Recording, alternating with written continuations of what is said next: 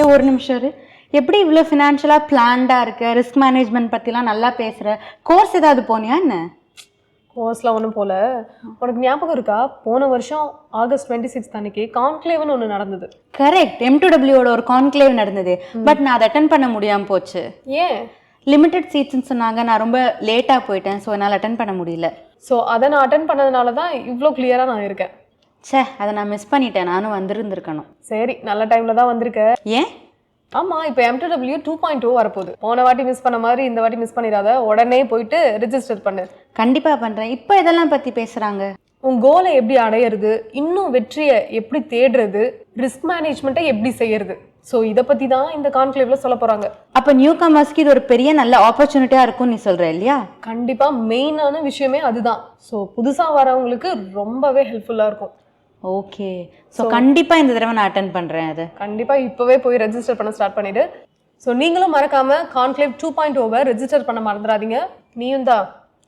போன வருஷம் நான் பண்ண தப்ப நீங்கள் பண்ணிடாதீங்க. கன்ஃபார்மாக ரெஜிஸ்டர் பண்ணுங்க.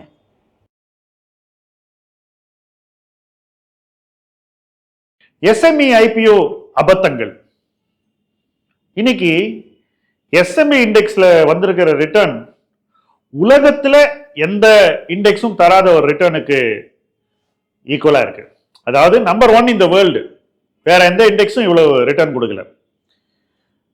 எஸ்எம்இன்றதே ஒரு ஸ்மால் மீடியம் என்டர்பிரைஸ். ஒரு தனிநபர் நடத்தக்கூடிய நிறுவனம். அதுல ஒரு 100-200 பேர் வேலை செய்வாங்க. அந்த நிறுவனம் வளர்ந்து ஒரு நல்ல இடத்துக்கு போகணும். இந்த நிறுவனத்துக்கு பணம் தேவைப்பட்டா ஐபிஓ பண்ணலாங்கிறது சமீபத்தில் கொண்டு வரப்பட்ட ஒரு மாற்றம். முதல்ல வந்த சில ஐபிஓஸ்ல நிறைய பேர் இன்வெஸ்ட் பண்ணி அந்த ஐபிஓ லிஸ்ட் ஆகி மேலும் பல பேர் அந்த பங்குகளை வாங்கி ப்ரமோட்டர் இல்லாத பங்குகளை சில பேர் கார்னர் பண்ணி வச்சுக்கிட்டு அதுக்கப்புறம் அந்த ஐபிஓ விலையை உயர்த்தியது தான் சமீப வரலாறு. இதுல முக்கியமா மைண்ட்ல வச்சுக்க வேண்டியது என்னன்னா, இந்த எஸ்எம்இஸ்க்கு இருக்கக்கூடிய கம்ப்ளையன்ஸ் ரெக்குயர்மெண்ட், அதாவது அந்த நிறுவனம் மேற்கொள்ள வேண்டிய கார்ப்பரேட் கவர்னன்ஸ் தேவைகள் எல்லாமே ஒரு ரெகுலர் லிஸ்டட் கம்பெனியோட வெகுவாக குறைவு அப்படிங்கிறது தான். ஸோ ஒரு லோவர் கார்ப்பரேட் கவர்னன்ஸுக்கு மார்க்கெட் வந்து ஹையர் வேல்யூவேஷன் கொடுக்குதுங்கிறது தான் இதில் நடந்த ஒரு விஷயம். இப்போ நிறைய பணம் பண்ணிட்டா எல்லாம் என்ன பண்ணுவாங்க, இன்னும் நிறைய பணத்தை அங்கே போடுவாங்க. சில பேர் நிறைய பணம் போட்டா நிறைய பணம் பண்றாங்க. அப்ப மற்றவங்க எல்லாம் என்ன பண்ணுவாங்க, ஐயோ நம்மளும் இந்த ஆட்டத்துல கோதாவில குதிப்போன்னு குதிக்கிறாங்க. இன்னைக்கு எல்லாருமே இந்த கோதாவில குதிச்சிட்டாங்க.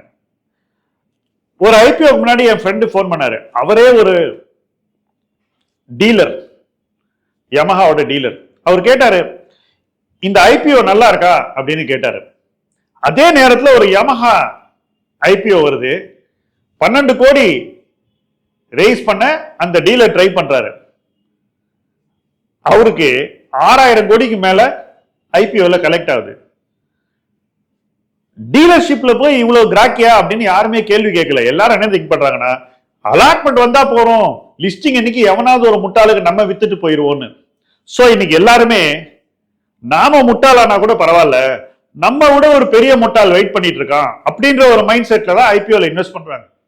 இது யூசுவலா ஒரு நல்ல இடத்துல முடியாதுங்க. ஏன்னா ஏதோ ஒரு இடத்துல நம்ம முட்டாளாயிடுவோம்.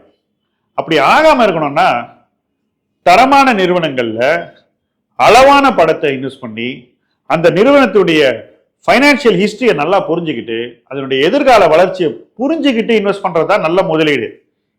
இன்னைக்கு நடக்கக்கூடிய எஸ்எம்இ ஐபிஓ எல்லாமே வெறும் சூதாட்டம் தான். ஓடுற வரைக்கும் ஓடும், உட்கார்ந்துச்சுன்னா ஒன்றும் கிடைக்காது.